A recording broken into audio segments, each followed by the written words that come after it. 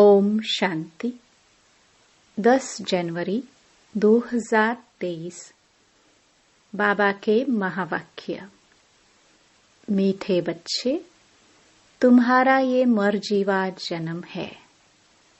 तुम ईश्वर बाप से वर्षा ले रहे हो। तुम्हें बहुत बड़ी लॉटरी मिली है, इसलिए अपार खुशी में रहना है। प्रश्न: अपने आप को कौन सी समझानी दो तो चिंता समाप्त हो जाएगी, गुस्सा चला जाएगा? उत्तर: हम ईश्वर की संतान हैं। हमें तो बाप समान मीठा बनना है। जैसे बाबा मीठे रूप से समझानी देते, गुस्सा नहीं करते, ऐसे हमें भी आपस में मीठा रहना है। लून पानी नहीं होना है, क्योंकि जानते हैं जो सेकंड पास हुआ वह ड्रामा में पार्ट था। चिंता किस बात की करे? ऐसे ऐसे अपने आप को समझाओ तो चिंता खत्म हो जाएगी, गुस्सा भाग जाएगा। गीत। यही बहार है। ओम शांति। ये है ईश्वरीय संतान की खुशियों का गायन। तुम इतना खुशी का गायन सतयुग में नहीं कर सकेंगे। अभी तुमको खजाना मिल रहा है। ये है बड़े से बड़ी लॉटरी। जब लॉटरी मिलती है तो खुशी होती है। तुम फिर इस लॉटरी से जन्म जन्मांतर स्वर्ग में सुख भोगते रहते हो। ये है तुम्हारा मरजीवा जन्म। जीते जी मरते नहीं, उनका मरजीवा जन्म नहीं कहेंगे। उन्हों को तो खुशी का पारा भी चढ़ नहीं सकता। जब तक मरजीवा नहीं बने हैं, अर्थात बाप को अपना नहीं बनाया, तब तक पूरा वर्षा भी मिल नहीं सकता। जो बाप के बनते हैं, जो बाप को याद करते हैं, उनको बाप भी याद करते हैं। तुम हो ईश्वरीय संतान। तुम्हें नशा है कि हम ईश्वर बाप से वर्षा अथवा वर ले रहे हैं, जिसके लिए भक्त लोग भक्ति मार्ग में धक्का खाते रहते हैं। बाप से मिलने के लिए अनेक उपाय करते हैं। कितने वेद शास्त्र मैगजीन आदि अताह पढ़ते रहते हैं, परंतु दुनिया तो दिन प्रतिदिन दुखी ही होती जाती है। इनको तमो प्रधान होना ही है। यह बबुल ट्री है ना, बबुल नाथ फिर आकर कांटों से फूल बनाते हैं। कांटे बहुत बड़े बड़े हो गए हैं, बड़े जोर से लगते हैं। उसको अनेक प्रकार के नाम दिए हुए हैं। सतयुग में तो होते नहीं। बाप समझाते हैं, यह है कांटों की दुनिया। एक दो को दुख देते रहते हैं। घर में बच्चे भी ऐसे कपूत निकल पड़ते हैं, जो बात मत पूछो। माँ बाप को बहुत दुखी करते हैं। सभी कोई एक समान भी नहीं होते। सबसे जास्ती दुख देने वाला कौन है? मनुष्य ये नहीं जानते। बाप कहते हैं, इन गुरुओं ने परमात्मा की महिमा गुम कर दी है। हम तो उनकी बहुत महिमा करते हैं। वो परम पूज्य परम पिता परमात्मा है। शिव का चित्र भी बहुत अच्छा है, परंतु बहुत लोग ऐसे हैं जो मानेंगे नहीं कि शिव कोई ऐसा ज्योतिर्बिंदु है, क्योंकि वह तो आत्मा सो परमात्मा कह देते हैं। आत्मा अति सूक्ष्म है, जो भ्रुकुटी के बीच में बैठी है। फिर परमात्मा इतना बड़ा आकार वाला कैसे हो सकता है? बहुत विद्वान आचार्य लोग बीके पर हंसी उड़ाते हैं कि परमात्मा का ऐसा रूप तो हो नहीं सकता। वो तो अखंड ज्योतिर्मय तत्व हजारों सूर्यों से भी तेजोमय है। वास्तव में यह रॉन्ग है। इनकी राइट महिमा तो बाप खुद ही बताते हैं। वह मनुष्य सृष्टि का बीज रूप है। यह सृष्टि एक उल्टा झाड़ है। सत्युग त्रेता में उनको कोई याद नहीं करते। मनुष्य को जब दुख होता है तब उनको याद करते हैं, हे भगवान, हे परमपिता परमात्मा, रहम करो। सत्युग त्रेता में तो कोई रहम मांगने वाला होता नहीं।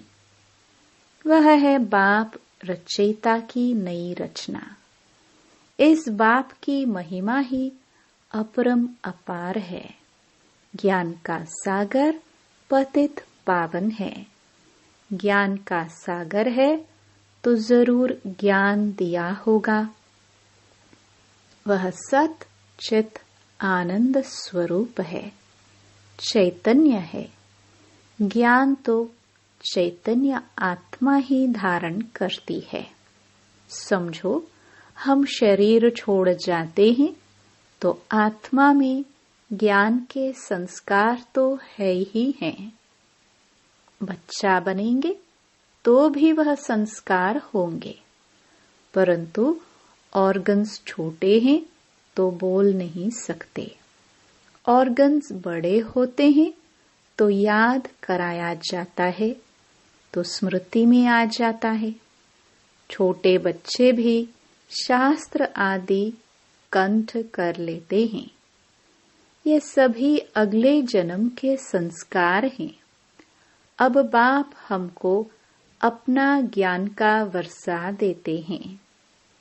सारे सृष्टि का ज्ञान इनके पास है, क्योंकि बीज रूप है। हम अपने को बीज रूप नहीं कहेंगे। बीज में जरूर झाड़ के आदि मध्य अंत का ज्ञान होगा ना। तो बाप खुद कहते हैं, मैं हूँ सृष्टि का बीज रूप। इस झाड़ का बीज ऊपर है।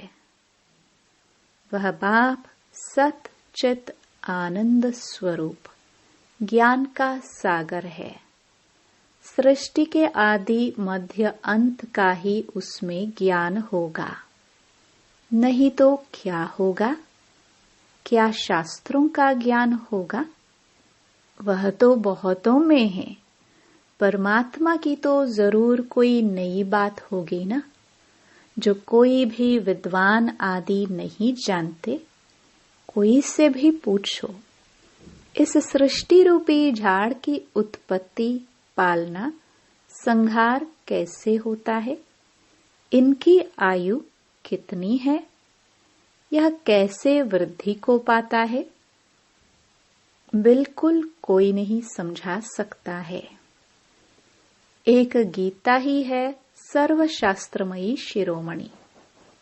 बाकी तो सब हैं उनके बाल बच्चे, जबकि गीता पढ़ने से भी कुछ नहीं समझते, तो बाकी शास्त्र पढ़ने से फायदा ही क्या? वर्षा तो फिर भी गीता से मिलना है। अब बाप सारे ड्रामा का राज समझाते हैं। बाप पत्थर बुद्धि से पारस बुद्धि बनाए पारसनाथ बनाते हैं। अब तो सब पत्थर बुद्धि पत्थरनाथ हैं, परंतु वह अपने को बड़े बड़े टाइटल देकर अपने को पारस बुद्धि समझ बैठे हैं। बाप समझाते हैं, मेरी महिमा सबसे न्यारी है। मैं ज्ञान का सागर, आनंद का सागर, सुख का सागर हूँ। ऐसी महिमा तुम देवताओं की नहीं कर सकते। भक्त लोग देवताओं के आगे जाकर कहेंगे, आप सर्वगुण संपन्न हैं। बाप की तो एक ही महिमा है, वह भी हम जानते हैं। अभी हम मंदिर में जाएंगे तो बुद्धि में पूरा ज्ञान है कि इन्होंने तो पूरे 84 जन्म लिए होंगे। अभी अपने को कितनी खुशी है, आगे थोड़े ही यह ख्याल आता था। अभी समझते हैं हमको ऐसा बनना है। बुद्धि में बहुत परिवर्तन आ जाता है। बाप बच्चों को समझाते हैं, आपस में बहुत मीठे बनो, लून पानी मत बनो।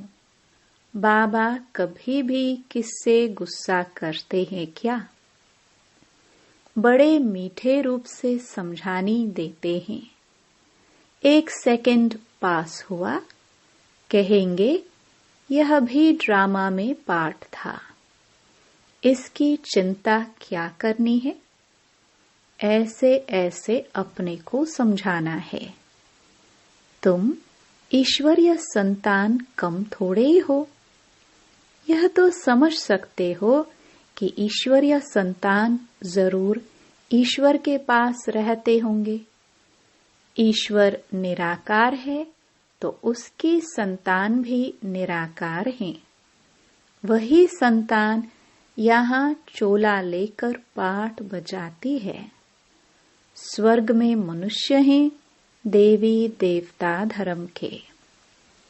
अगर सबका बैठ हिसाब निकाले तो कितना माथा मारना पड़े, परंतु समझ सकते हैं कि नंबरवार समय अनुसार थोड़े थोड़े जन्म मिलते होंगे। आगे तो समझते थे मनुष्य कुत्ता बिल्ली बनते हैं। अभी तो बुद्धि में रात दिन का फर्क आ गया है। यह सब है धारणा करने की बातें। नक्शल में समझाते हैं कि अब 84 जन्म का चक्र पूरा हुआ। अभी इस छीछी शरीर को छोड़ना है। यह सबका पुराना जड़जड़ी भूत तमो प्रधान शरीर है। इससे ममत्व मिटा देना है। पुराने शरीर को क्या याद करे? अब तो अपने नए शरीर को याद करेंगे, जो मिलना है सतयुग में। वाया मुक्ति धाम होकर सतयुग में आएंगे। हम जीवन मुक्ति में जाते हैं और सब मुक्ति धाम में चले जाते हैं। इसको जय जयकार कहा जाता है। हाहाकार के बाद जय जयकार होना है। इतने सब मरेंगे, कोई तो निमित्त कारण बनेगा। नेचुरल कैलामिटीज होंगी। सिर्फ सागर ही थोड़े ही सभी खंडों को खलास करेगा। सब कुछ खलास तो होना ही है। बाकी भारत अविनाशी खंड रह जाता है, क्योंकि यह है शिव बाबा का बर्थ प्लेस। तो यह हो गया सबसे बड़ा तीर्थ स्थान। बाप सबकी सद्गति करते हैं। यह कोई मनुष्य नहीं जानते हैं। उन्हों को न जानना ही ड्रामा में नोंद है।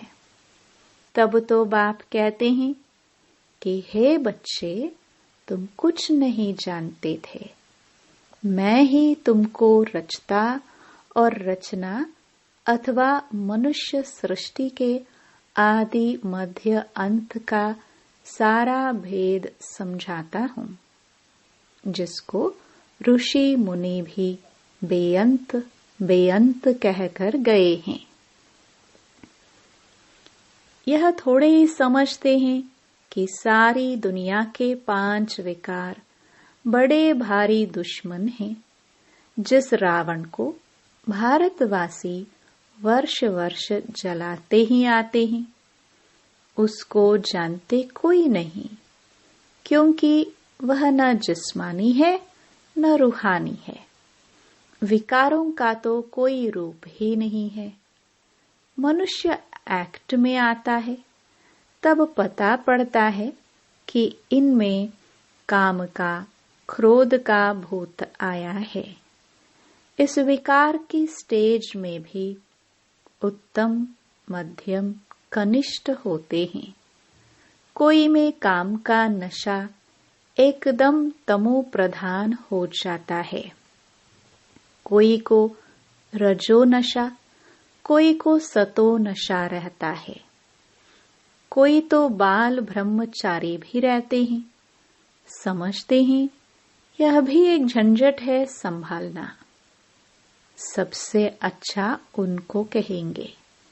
सन्यासियों में भी बाल ब्रह्मचारी अच्छे गिने जाते हैं।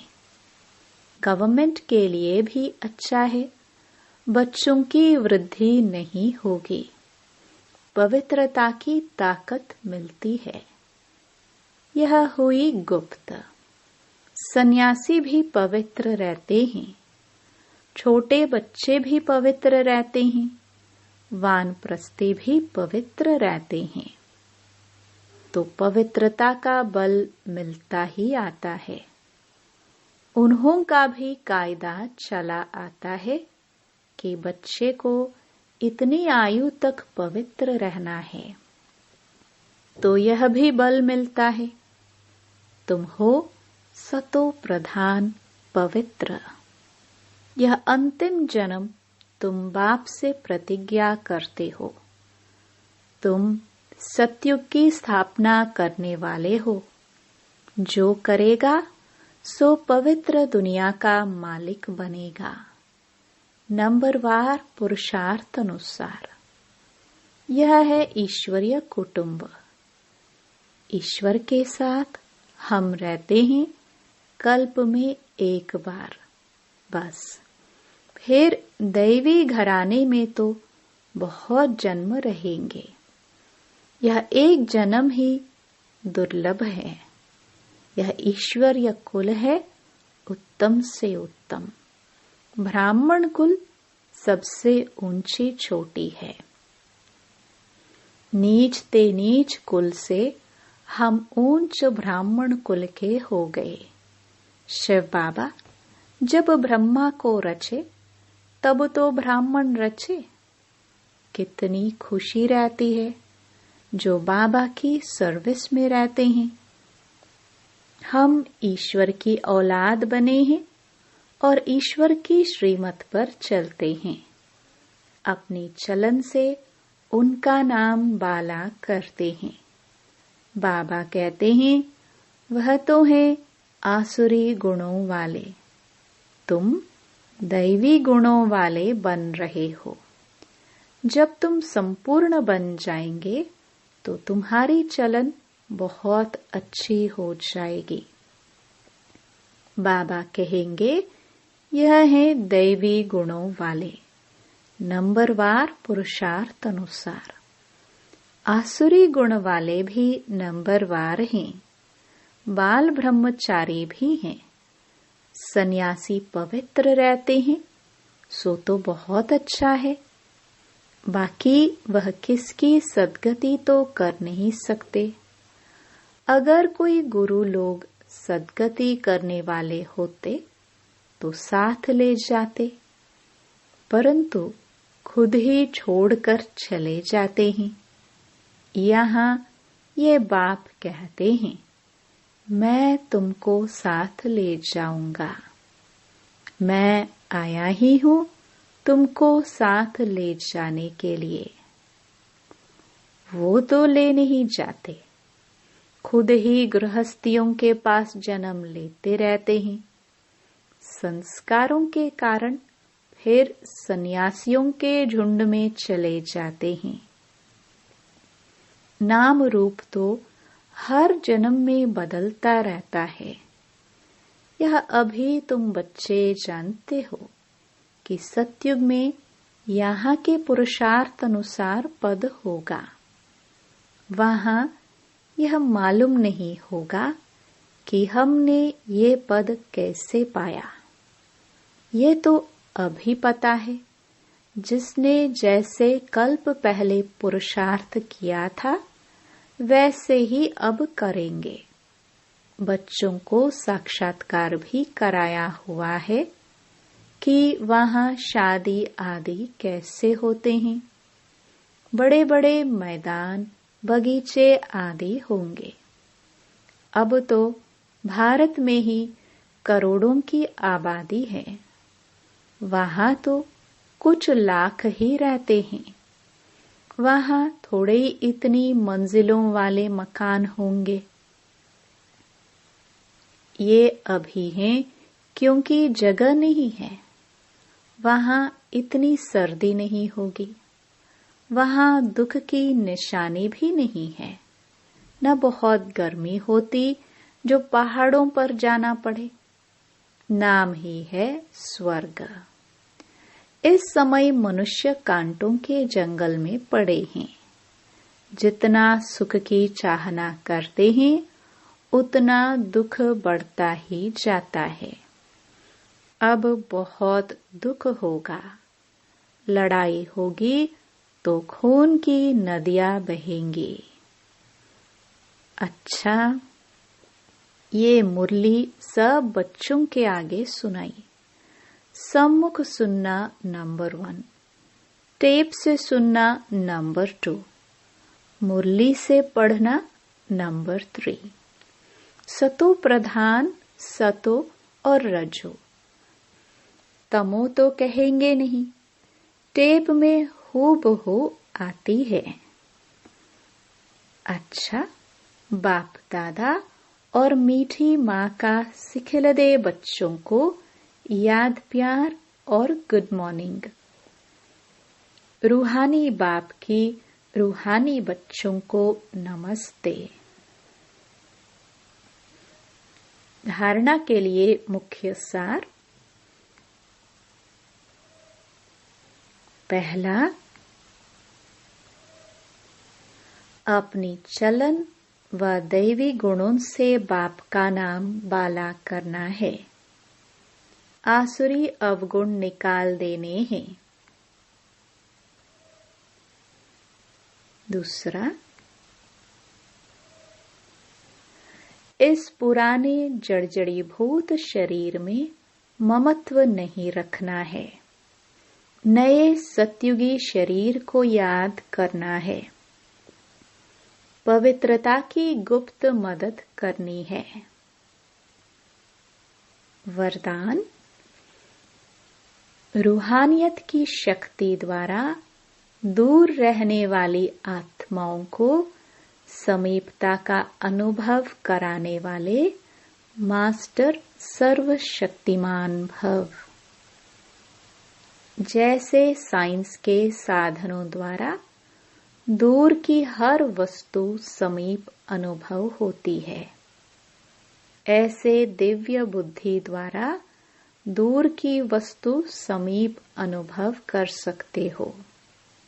जैसे साथ रहने वाली आत्माओं को स्पष्ट देखते, बोलते, सहयोग देते और लेते हो, ऐसे रूहानियत की शक्ति द्वारा दूर रहने वाली आत्माओं को समीपता का अनुभव करा सकते हो।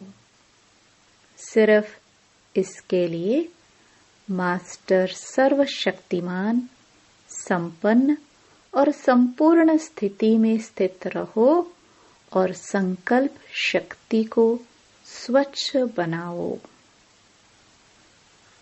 स्लोगन। अपने हर संकल्प, बोल और कर्म द्वारा औरों को प्रेरणा देने वाले ही प्रेरणा मूर्त हैं। ओम शांति।